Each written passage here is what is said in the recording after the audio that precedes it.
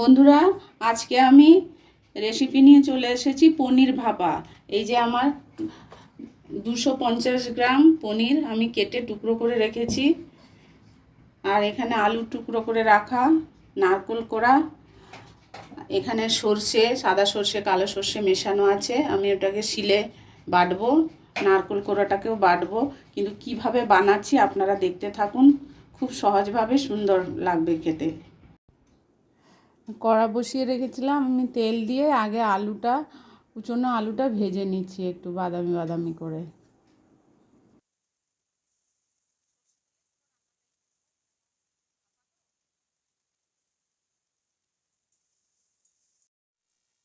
এরপরে একটু নুন, 1 চিটে নুন দিয়ে দিলাম যাতে স্বাদটা ভালো হবে।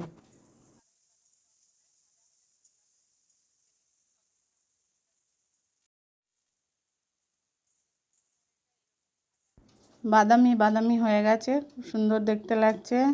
আমি এবার এটাকে তুলে নেব।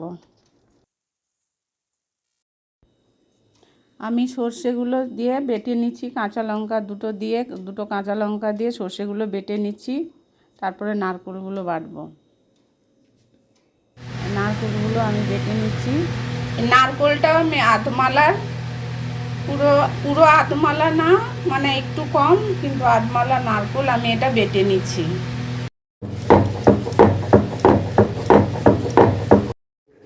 পনিরটা ভাপানোর জন্য আমি এই বাটিটা নিয়ে নিয়েছি, এতে আমি পনিরগুলো দিয়ে দিচ্ছি।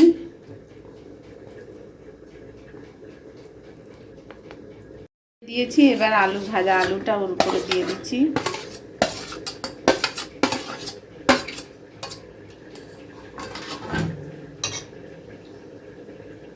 দুটো কাঁচা লঙ্কা চিড়ে, কেননা ওর বাটাটাতে দিয়েছি তো কাঁচা লঙ্কা দিয়ে দিলাম। এই যে নারকেল বাটাটা দিয়ে দিলাম।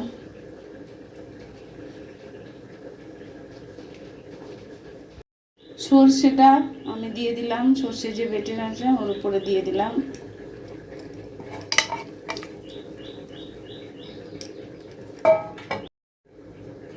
হলুদ দিলাম একটু, বেশি না, সামান্য হলুদ দিলাম।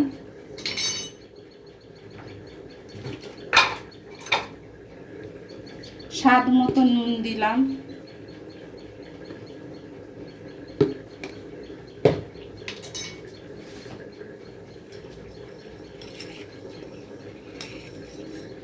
এই যে এই 1 পলা হাফ পলা দিয়েছি। একটু সর্ষের তেলটা একটু লাগে, যে যেরকম তেল খাবে সে সেরকমই দেবে। আমি আর একটু দিয়েছিলাম, যেহেতু সর্ষের বাটার ভাপা তো ওই জন্য একটু তেলটা দিতে লাগে। হাফ চামচ একটু চিনি দিলাম।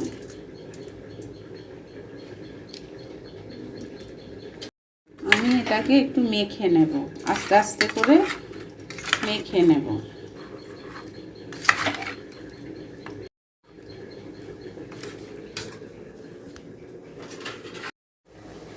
আমার এটা মাখিয়ে রেখেছি, আর একটু জল দিয়ে দিচ্ছি, যেহেতু পনির তো পনির জলটা টেনে নেবে। আমি আর একটু জল দিয়ে দিলাম। এই যে এতে কেউ চাইলে ধনে পাতা দিতে পারে না, আমার কাছে আমি ধনে পাতা ভুলেও গেছি, আর নেই আমার কাছে। আর একটু তেল দিয়ে দিচ্ছি, আর হাফ পলা তেল ছড়িয়ে দিচ্ছি।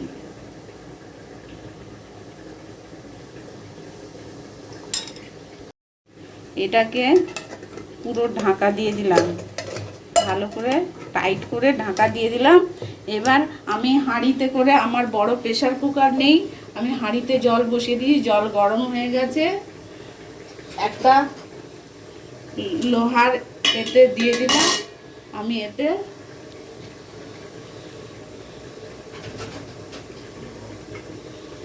বসিয়ে দিলাম।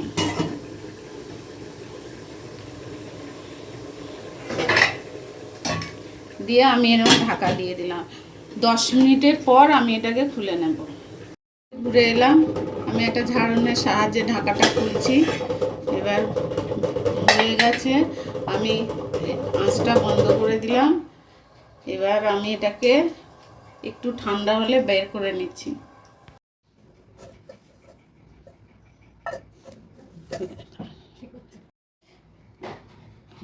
ঢাকাটা খুলে নিচ্ছি, দেখুন কত সুন্দর হয়েছে। চামচ দিয়ে দেখাচ্ছি।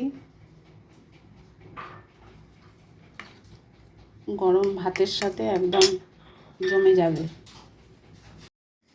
হ্যাঁ, কি সুন্দর দেখতে হয়েছে বন্ধুরা, দেখুন কেমন লাগছে আপনারা বলবেন। শেয়ার, কমেন্ট, অবশ্যই সাবস্ক্রাইব। খুব সহজে বানিয়ে নেওয়া যায়। গরম ভাতের সাথে, রুটির সাথে, যদি মনে করেন রাত্রে রুটির সাথে খুবই ভালো লাগবে এটা খেতে।